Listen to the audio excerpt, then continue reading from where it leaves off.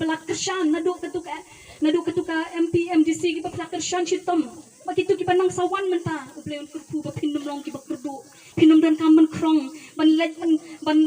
ban krong hakmat jongnu de ubleun pen biang nama pila jit ekalenti jong ka hok ba ka ching shisha tunginya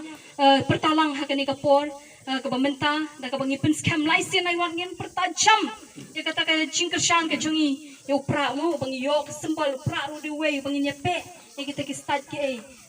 bangi nyepe lang akan ka chanmi ngan ong knang bakal lawe ki kun ki kti ba ki ksi nang ni shikmat kin yo mat dia kata ke bangi nya ang lut ke belong shisha kari chu kedut perkangap ho ya ka po chungi ni kordet hande ha ka pateng ke balasai la shisni kinyo mat ya kata kadut pakangap ingat niya baik kata tengin ni pertajam lagi ingat pertajam lai sin lai wat ngin dara bekti ke cungi sedrong mu the way I lie how pra Blais betul ni baksuhon ni saya sisir the way I lie yang how pra Kublai shibu nu blai kurku ya pi baru.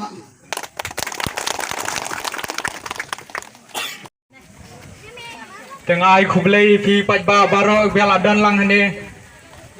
Ai kublai pi baru ki belai wan na kesenong para marjan ye. Ya ai kublai shibu nakaliang joka party, nakaliang joka voice of the people party. Ini agak scam ba penang ai syo ka jengkersan akan ka MP election ka bansawan. Arta dru harja arfufra ini penjabat ya upra kublai shibun pajba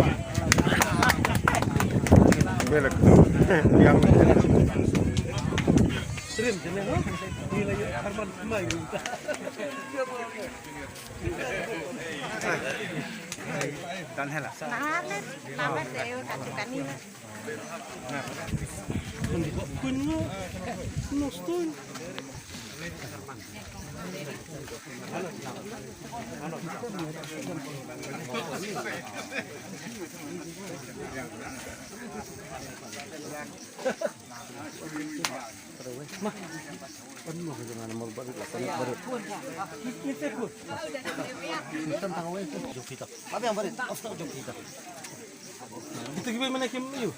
Tihong. Long